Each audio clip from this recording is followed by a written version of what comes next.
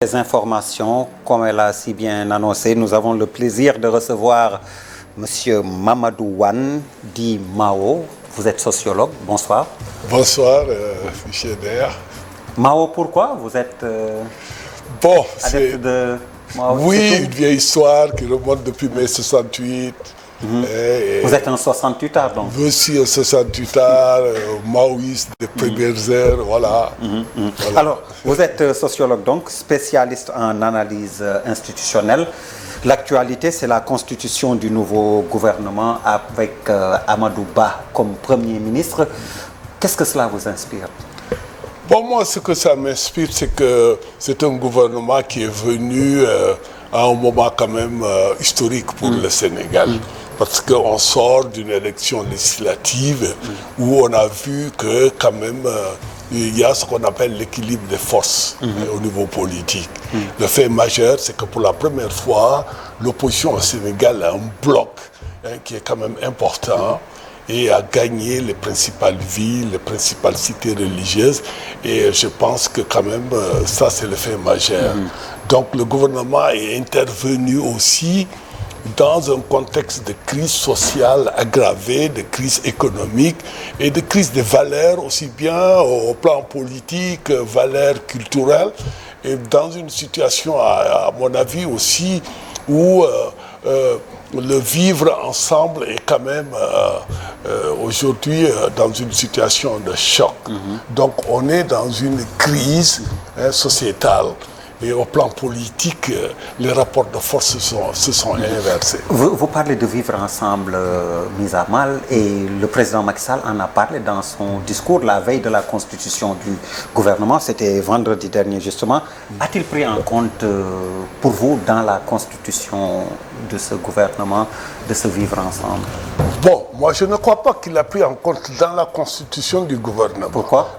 Parce que le vivre ensemble, c'est pas seulement une histoire de type communautaire. C'est aussi l'histoire de l'aménagement d'un consensus politique fort. Parce que le vivre ensemble aujourd'hui, la contradiction principale, c'est quand même sur le plan politique.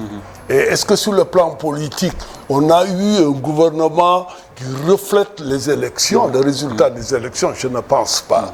Le vivre ensemble, ce n'est pas de dire je vais mettre, bon, excusez-moi, je suis très frontal, tant de pourcents de Wolof, tant de pourcents de Halpulaar, ou tant de pourcents... L'équilibre ethnique, oui, quoi, oui, dont on parle, de musulmans, voilà, l'équité territoriale. Il y a aussi, moi je pense qu'aujourd'hui, le problème numéro un du Sénégal, c'est la reconstruction de son système démocratique. Et arriver à partir de là, d'avoir un consensus fort sur la Constitution, le respect de la Constitution, le respect aussi de ce que je peux appeler la compétition politique pacifiée. Mais pour obtenir à mon avis, cette compétition politique pacifique, il faut quand même s'entendre sur le code électoral, le minimum. Et notre système ne doit pas être un système éclamatoire qui élimine des candidats, mais doit être un système inclusif. Donc vous vous attendiez à une ouverture vers l'opposition dans ce gouvernement? C'est la logique. Il est parti de son discours avec des marqueurs de type cohésion nationale. Bon, nous sommes tous dans la République et le Sénégal est un, est indivisible.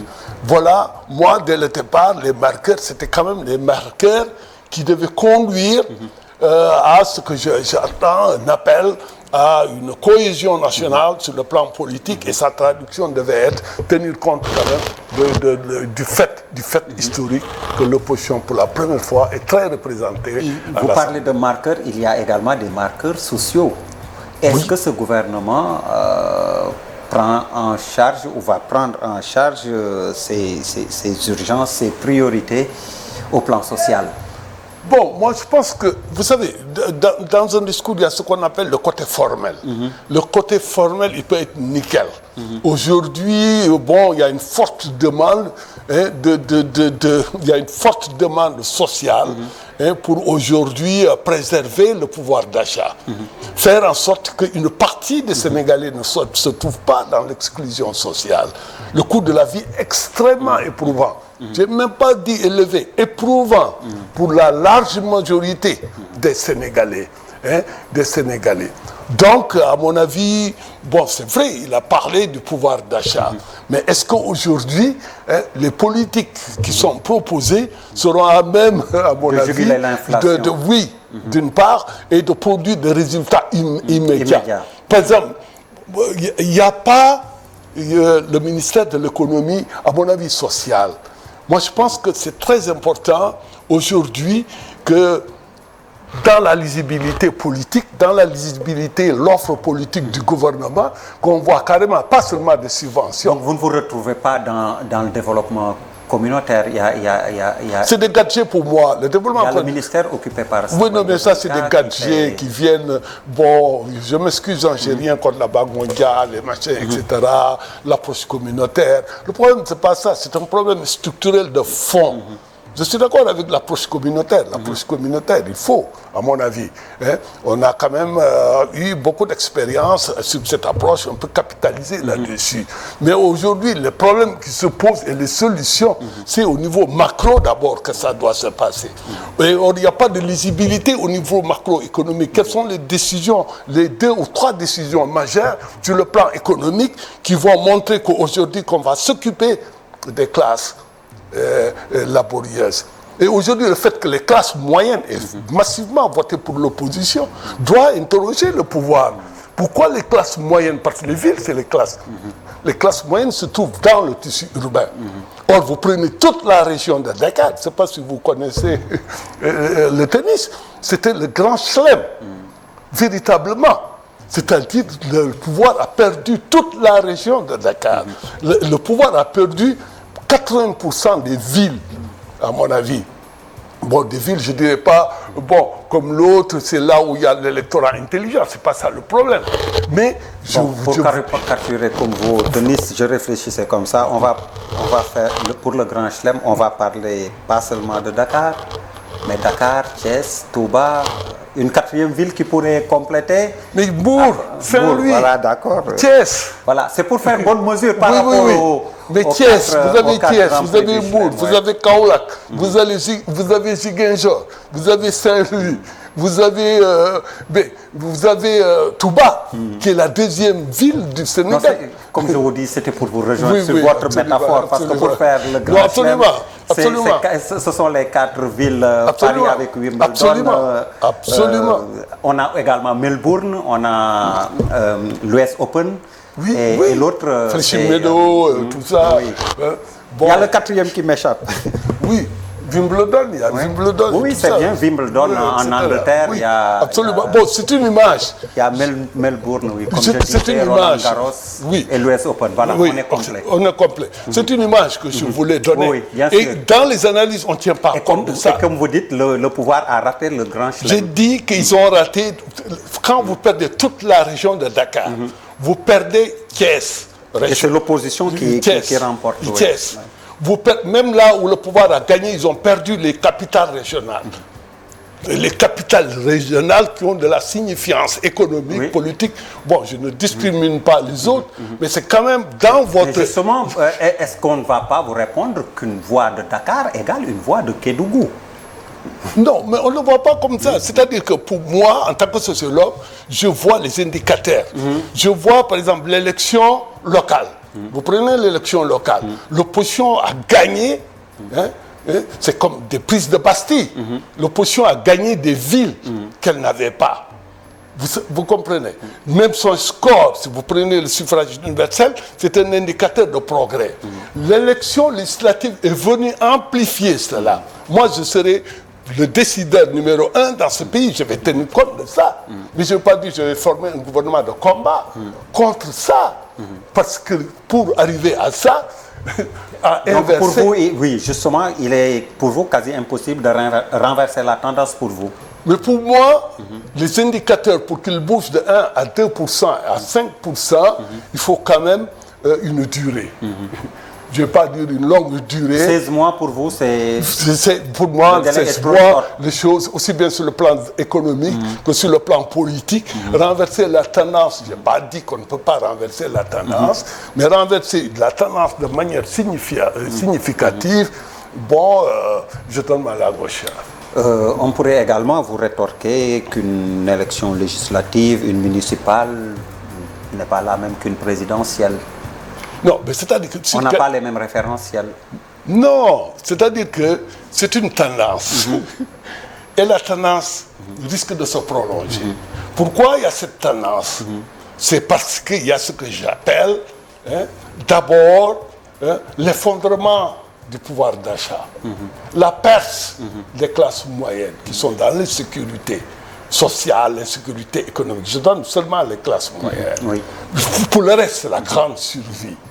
Et la grande survie, sur un contexte national et international qui ne favorise pas une reprise économique.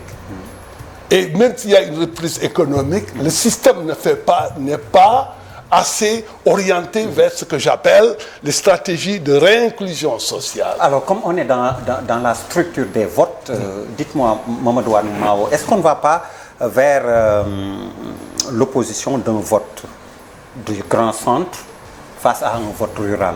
Je ne pense pas. Je ne pense pas. Parce que l'opposition, pour la première fois, a gagné des départements. Et même là où le pouvoir a gagné certains départements, c'était au coude à coude. Et s'il y avait un deuxième tour, ils allaient perdre. Si par exemple le scrutin était un scrutin nominal, comme en France, à deux tours. Oui, à deux tours. Oui. Plutôt à deux tours. Plutôt, oui, c'est ça. Ils allaient perdre. Parce que quand vous regardez le suffrage, au niveau du vote, le suffrage universel, le bloc de coalition... Avec la possibilité de report de voix au second tour. Oui, mais vous prenez uniquement le bloc de l'intercoalition, en termes de suffrage populaire, ils ont plus de voix. Je veux dire, ils ont 1,5 million et quelques, j'ai oublié, et le pouvoir a un retard de presque 50 à 100 000. Et si vous prenez le reste de l'opposition, c'est quand même encore 100 000 de plus de gens qui ont voté pour les candidats de l'opposition. Donc pour moi, il faut faire très attention. Et il faut tenir compte de cette volonté populaire. Parce que quand le président dit la volonté du peuple, la volonté du peuple, il faut le traduire dans ce que le peuple a voté.